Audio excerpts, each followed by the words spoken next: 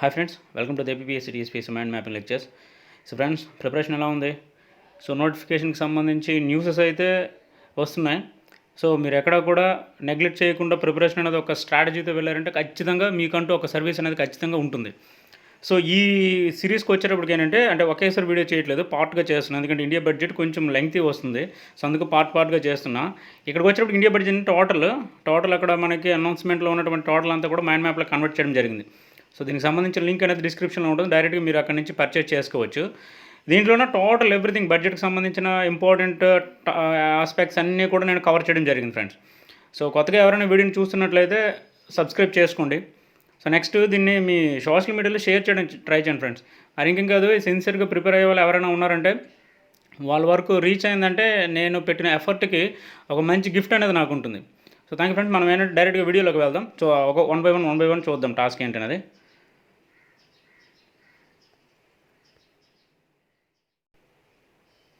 So friends, ఇది బడ్జెట్కి సంబంధించినటువంటి దాని ఆస్పెక్ట్లో సెకండ్ పిల్లర్. అంటే రెండవది భౌతిక ఆర్థిక మూలధనం మరియు మౌలిక వసతులను కల్పించడం. దీనిలో ఉండే ఆస్పెక్ట్స్ ఒకసారి వన్ బై వన్ ఒకసారి అబ్జర్వ్ చేద్దాం, తర్వాత కంటెంట్లోకి వెళ్దాం. సో ఫస్ట్ వన్ వచ్చేటప్పటికి ఉత్పత్తి అనుసంధానిత ప్రోత్సాహక పథకాలు, ట్యాక్స్టైల్, ఇది దీంతో లింక్ అయ్యి ఉంటుంది. సో ట్యాక్స్టైల్. మరొకటి వచ్చేటప్పటికి ఏంటంటే మౌలిక సదుపాయాలు. సో మౌలిక సదుపాయాల గురించి కంప్లీట్ ఆస్పెక్ట్ అనేది ఉంది, మనం అక్కడ అబ్జర్వ్ చేద్దాం one by one. Next one, రోడ్లు మరియు రహదారులకు మౌలిక సదుపాయాలను కల్పించడం, రైల్వే రంగ మౌలిక సదుపాయాలు, పట్టణాల మౌలిక సదుపాయాల కల్పన, విద్యుత్ మౌలిక సదుపాయాల కల్పన, మరియు వాడరేవులు, నౌకా నిర్మాణం, జలమార్గాలు. సో వీటికి సంబంధించినటువంటి ఇన్ఫర్మేషన్. నెక్స్ట్ పెట్రోలియం మరియు సహజ వాయువు, ఫైనాన్షియల్ క్యాపిటల్, బీమా రంగంలో ఎఫ్డిఐల పెంపు, పబ్లిక్ సెక్టార్ బ్యాంకులకు రీక్యాపిటలైజేషన్, డిపాజిట్ల బీమా. So next one, last one important అండి, ఇది పెట్టుబడుల ఉపసంహరణ మరియు వ్యూహాత్మక అమ్మకం. సో ఇవి మనకి సెకండ్ పిల్లర్లో ఆర్థిక మంత్రి గారు తెలియజేసినటువంటి కొన్ని ముఖ్యమైనటువంటి అంశాలు. సో దీంట్లో వన్ బై వన్ అసలు ఏంటి, మనకి దీని ద్వారా మనకి ఏం చేయాలనుకుంటున్నారు అనేది వన్ బై వన్ అబ్జర్వ్ చేద్దాం. సో ఫస్ట్ వన్, ఉత్పత్తి అనుసంధానిత ప్రోత్సాహక పథకాలు. దీన్ని పిఎల్ఐ అంటారు, production linked incentive scheme. So దీనికి వచ్చేటప్పటికి ఏంటంటే 13 రంగాలకు చెందినటువంటి పిఎల్ఐ పథకాల కోసం రాబోయే 5 సంవత్సరాలలో కేటాయింపులు అనేది చేశారండి. సో దీనికోసం ఎంత అంటే కేటాయింపు చేశారు, 1.97 లక్షల కోట్లను కేటాయింపులు చేశారు. సో ఇది వచ్చేటప్పటికి ఏంటంటే ఆత్మ నిర్భర్ భారత్లో భాగంగా తయారీ రంగాన్ని ఒక ఛాంపియన్గా సృష్టించడం కోసం దీన్ని ప్రవేశపెట్టారు. సో దీనికి వచ్చేటప్పటికి దీని యొక్క లక్ష్యాలు ఏంటంటే ఆధునిక సాంకేతిక పరిజ్ఞానం ద్వారా ఈ తయారీ రంగాన్ని వృద్ధి చెందించడం మరియు యువతకు ఉపాధిని కల్పించడం. ఇది వీటి యొక్క ప్రధానమైనటువంటి లక్ష్యాలతో ఈ పథకాలు అనేవి మనకి మొదలవుతున్నాయి. అంటే 13 రంగాలకు చెందినటువంటి పిఎల్ఐ పథకాలు. సో నెక్స్ట్ వన్, ఇది చూడండి ట్యాక్స్టైల్. ఇది కూడా సేమ్ అలాంటిదే. ఇక్కడికి వచ్చేటప్పటికి ఏంటంటే పిఎల్ఐతో పాటు ట్యాక్స్టైల్ పార్కుల్లో భారీ పెట్టుబడుల కోసం స్కీమ్ను ప్రారంభించారు. సో ఇక్కడ స్కీమ్ ఏంటంటే మిత్ర.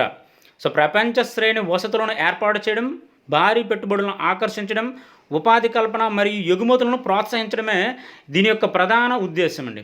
సో ఇక్కడికి వచ్చేటప్పటికి మిత్ర అంటే ఇక్కడ మెగా ఇన్వెస్ట్మెంట్ ట్యాక్స్టైల్ పార్క్స్. సో ఇది స్కీమ్ మనకి, దీని ద్వారా వీటిని ట్యాక్స్టైల్ని అభివృద్ధి చెందించడమే ప్రభుత్వం యొక్క ప్రధాన ఉద్దేశం. So next one, important one ఏంటంటే మౌలిక సదుపాయాలు. అసలు మౌలిక సదుపాయాలు ఇక్కడికి వచ్చేటప్పటికి చూడండి, ఎబ్రివేషన్స్ కూడా ఇక్కడ ఇవ్వడం జరిగింది. సో అవి కూడా మనం గుర్తుపెట్టుకోవాలి. ఎగ్జామ్లో ఇవి కూడా ఇచ్చేస్తుంటాడు, సింపుల్ టాస్క్, బట్ మనకు ఆ టైంలో గుర్తుండదు. సో జాతీయ మౌలిక సదుపాయాల కల్పనకు 7,400 ప్రాజెక్టులకు విస్తరించారు. సో దీన్ని ఎన్ఐపి అంటారు, నేషనల్ ఇన్ఫ్రాస్ట్రక్చర్ పైప్లైన్. సో దీనికి వచ్చేటప్పటికి ఏంటంటే 2019 డిసెంబర్లో దీన్ని ప్రకటించారు ఎన్ఐపిని. సో ఇది వచ్చేటప్పటికి ఏంటంటే 1.10 లక్షల కోట్ల విలువైనటువంటి 217 ప్రాజెక్టులు ఇప్పటికీ మనకి పూర్తయ్యాయి. సో దీనికోసం ఏంటంటే ఎన్ఐపికి భారీగా నిధులను పెంపొందించాలని ఒక 3 మార్గాలను సూచించారు. ఏంటంటే అది సంస్థాగత నిర్మాణాలను సృష్టించడం, ఆస్తుల నగదీకరణ మరియు పెట్టుబడి వ్యయాలను పెంపొందించడం. సో వన్ బై వన్ ఒక్కొక్కటి మనం అబ్జర్వ్ చేద్దాం. దీన్ని సంస్థాగత నిర్మాణాల సృష్టి. ఇక్కడికి వచ్చేటప్పటికి ఏంటంటే మౌలిక సదుపాయాల కల్పనకు ఆర్థిక సహాయాన్ని అందిస్తారు. సో దీనికోసం డిఎఫ్ఐని ఇక్కడ స్థాపించారు. అంటే ఇక్కడ ఏం లేదు, ఇక్కడ మౌలిక సదుపాయాల కల్పనకు ఫైనాన్సింగ్ అందించడం కోసం డెవలప్మెంట్ ఫైనాన్షియల్ ఇన్స్టిట్యూషన్ ఏర్పాటు చేయడం జరిగింది. దాన్ని డిఎఫ్ఐ అంటారు. సో నెక్స్ట్ వచ్చేటప్పటికి ఏంటంటే ఇక్కడ ఆస్తుల నగదీకరణ. సో ఆస్తుల నగదీకరణకు వచ్చేటప్పటికి ఇక్కడ నేషనల్ మోనటైజేషన్ పైప్లైన్, అంటే మౌలిక వసతుల నిర్మాణానికి నిధుల సమీకరణ కోసం ప్రభుత్వ ఆస్తుల నగదీకరణ అనేది ఇక్కడ కీలకం. దానికోసమే దీనిని ఏర్పాటు చేయడం జరిగింది. అంటే వాళ్ళకి కావాల్సినటువంటి మనీని గవర్నమెంట్ అనేది తీసుకోవడం కోసం. దీనిలో ఈ నగదీకరణలో ఉన్నటువంటి చర్యలు ఏంటంటే ఇక్కడ చూడండి, జాతీయ రహదారుల సంస్థకు టోల్ రోడ్లను అందించడం, 5,000 కోట్ల విలువైనటువంటి టోల్ రోడ్లను వాళ్ళకి ఇస్తారు. నెక్స్ట్ పవర్ గ్రిడ్ సంస్థకి ఏంటంటే 7,000 కోట్ల విలువైనటువంటి విద్యుత్ సరఫరా లైన్లను ఆస్తులను ఆ సంస్థకి ఇస్తారు. సరుకుల రవాణా కారిడార్ ఆస్తులను రైల్వేల ద్వారా అమ్మే విధంగా చేస్తారు. నెక్స్ట్ నిర్వహణ యాజమాన్య రాయితీల్లో విమానాశ్రయాలను కూడా మానిటైజ్ చేస్తారు. ఇక్కడికి వచ్చేటప్పటికి ఏంటంటే ఈ నగదీకరణ పరిధిలోకి వచ్చినటువంటి కీలక మౌలిక వసతులు ఏవే వస్తాయి, అసలు ఏ మౌలిక వసతులు దీని పరిధిలోకి వస్తాయి అనేది కూడా ఇక్కడ ఇవ్వడం జరిగింది. ఇది జస్ట్ మీరు గుర్తుపెట్టుకుంటే చాలు. సో నెక్స్ట్ వన్ చూడండి, ఇక్కడ పెట్టుబడి వ్యయాల పెంపు. సో ఇక్కడికి వచ్చేటప్పటికి 2021-22 బడ్జెట్లో పెట్టుబడి వ్యయం మనకి 5.54 లక్షల కోట్లు. సో ఇది గత బడ్జెట్ కంటే 34.5% పెంచడం జరిగింది. సో అంటే రాష్ట్రాలు స్వతంత్ర సంస్థల పెట్టుబడి వ్యయాల కేటాయింపులు కూడా ఇక్కడ 2 లక్షలుగా కేటాయించడం జరిగింది. 2 లక్షల కోట్లుగా. నెక్స్ట్ ఆర్థిక వ్యవహారాల శాఖకు కేటాయింపులు 44,000 కోట్లు. సో అంటే ఇక్కడికి వచ్చేటప్పటికి అంటే అవసరమైన నిధులను కల్పించడం ద్వారా వాటిని అభివృద్ధి పరచడమే గవర్నమెంట్ యొక్క ప్రధాన ఉద్దేశం. సో అందుకే ఇక్కడ వీటి యొక్క పెట్టుబడి వ్యయాలను పెంచడం జరిగింది. సో నెక్స్ట్ వన్, రోడ్లు మరియు రహదారులకు మౌలిక సదుపాయాల కల్పన. సో దీనికి వచ్చేటప్పటికి రోడ్లు రవాణా మరియు రహదారుల మంత్రిత్వ శాఖకు కేటాయింపులు చేశారు. ఇక్కడ ఎంత మొత్తం అంటే ఈ బడ్జెట్లో 118,101 కోట్లను కేటాయించడం జరిగింది. అండ్ నెక్స్ట్ ఇక్కడికి వచ్చేటప్పటికి భారత్మాల పరియోజన కింద 5.35 లక్షల కోట్ల రోడ్ల నిర్మాణం అనేది ఇక్కడ చేపట్టడం కూడా జరిగింది. అంటే ఏంటి, మనకి రోడ్లు మరియు రహదారుల యొక్క మౌలిక వసతులను కల్పించాలనే ఉద్దేశంతో జరిగినటువంటి ప్రాజెక్ట్ అది. నెక్స్ట్ ఇక్కడ రైల్వే రంగ మౌలిక వసతుల కల్పన. ఇక్కడికి వచ్చేటప్పటికి రైల్వే బడ్జెట్ అండి 2021-22 వచ్చేటప్పటికి రైల్వే బడ్జెట్ 110,055 కోట్లు. సో 110,055 కోట్లను కేటాయించడం జరిగింది. ఇక్కడికి వచ్చేటప్పటికి ఇక్కడ చూడండి టార్గెట్స్ పెట్టారు. ఈ టార్గెట్స్ మనకి ఇంపార్టెంట్. 2030 నాటికి భవిష్యత్ అవసరాలకు అనుగుణంగా ఇండియా జాతీయ రైల్వే ప్రణాళిక 2030ని తయారు చేస్తారు. సో నెక్స్ట్ 2023 డిసెంబర్ నాటికి అన్ని బ్రాడ్ గేజ్ రైల్వే మార్గాలు 100% విద్యుద్దీకరణ మరియు పశ్చిమ తూర్పు సరుకుల రవాణా కారిడార్లు 2022 జూన్ నాటికి అందుబాటులోకి వస్తాయి. ఇవన్నీ మనకి టార్గెట్ బేస్డ్. సో ఈ టార్గెట్ బేస్డ్ పైన కూడా మనకి క్వశ్చన్స్ వచ్చే అవకాశం అనేది ఎక్కువగా ఉంటుంది. సో నెక్స్ట్ ఇక్కడ పట్టణాల మౌలిక సదుపాయాల కల్పన. సో పట్టణాల మెట్రో రైల్ విస్తరణతో పాటు సిటీ బస్సుల సంఖ్యను కూడా ఇక్కడ పెంచుతారు. సో దీని అభివృద్ధి కోసం అంటే బస్సు రవాణా సేవల అభివృద్ధి కోసం 18,000 కోట్లను కేటాయించడం ఇక్కడ జరిగింది. సో నెక్స్ట్ వన్, విద్యుత్ మౌలిక సదుపాయాలు. ఇక్కడ చూడండి, గడిచిన 6 సంవత్సరాల కాలంలో విద్యుత్ సామర్థ్యాన్ని పెంచే 2.8 కోట్ల కుటుంబాలకు విద్యుత్ సౌకర్యాన్ని కల్పించారు. గత 6 సంవత్సరాల నుంచి వీడి యొక్క సామర్థ్యాన్ని పెంచుతూ ప్రతి ఇంటికి పవర్ సప్లై అనేది ఇవ్వడం జరుగుతుంది. నెక్స్ట్ రాబోయే 5 సంవత్సరాల్లో విద్యుత్ పంపిణీ కోసం కేటాయింపులు కూడా ఇందులోనే ప్రస్తావించడం జరిగింది. 3,05,984 కోట్లను కేటాయించడం జరిగింది ఓన్లీ విద్యుత్ పంపిణీ కోసం. నెక్స్ట్ వన్, ఓడరేవులు మరియు నౌకా నిర్మాణం మరియు జలమార్గాలు.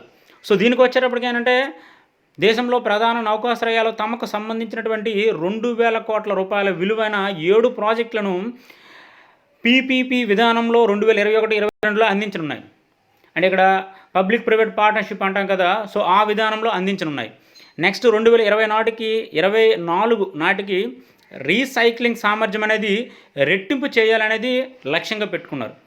నెక్స్ట్ వచ్చేటప్పటికి యువతకు 1.50 లక్షల ఉద్యోగాల కల్పన అనేది ఇక్కడ జరుగుతుంది. అంటే దీనికోసం ఏంటంటే recycling of ships act 2019 already ప్రవేశపెట్టారు. దాని ద్వారా టోటల్ ఈ వర్క్ అంతా కూడా ఇక్కడ జరుగుతుంది. సో నెక్స్ట్ వన్ మనకి పెట్రోలియం మరియు సహజ వాయువు. సో ఎక్కడికి వచ్చేటప్పటికి ఈ స్కీమ్ ఒకటి ఇంపార్టెంట్ అండి. ఉజ్వల్ స్కీమ్ ద్వారా మనకి దేశంలో 8 కోట్ల నివాస గృహాలకు లబ్ధి చేకూరుతుంది. ఈ పథకాన్ని పొడిగించడం ద్వారా మరొక 1 కోటి మందికి ప్రయోజనం కలుగుతుంది. సిలిండర్స్ అందిస్తారు కదా అది. రాబోయే 3 సంవత్సరాల అదనంగా మరొక 1000 జిల్లాల్లో సిటీ గ్యాస్ పంపిణీ యంత్రాంగం అనేది ఇక్కడ మొదలవుతుంది. సో నెక్స్ట్ ఇక్కడ జమ్మూ అండ్ కాశ్మీర్లో నూతన గ్యాస్ పైప్ లైన్ ప్రాజెక్ట్ అనేది కూడా ప్రారంభిస్తున్నారు. సో ఇవన్నీ కూడా మనకి మౌలిక సదుపాయాల కల్పన కిందకే వస్తుంది. సో నెక్స్ట్ మనం ఇక్కడ చూడండి, ఫైనాన్షియల్ క్యాపిటల్. ఇక్కడ ఒకటి ఈ టాస్క్ ఒకటి ఇంపార్టెంట్. నియంత్రణతో కూడినటువంటి బంగారు మారకాల వ్యవస్థను ఏర్పాటు చేయనున్నారు.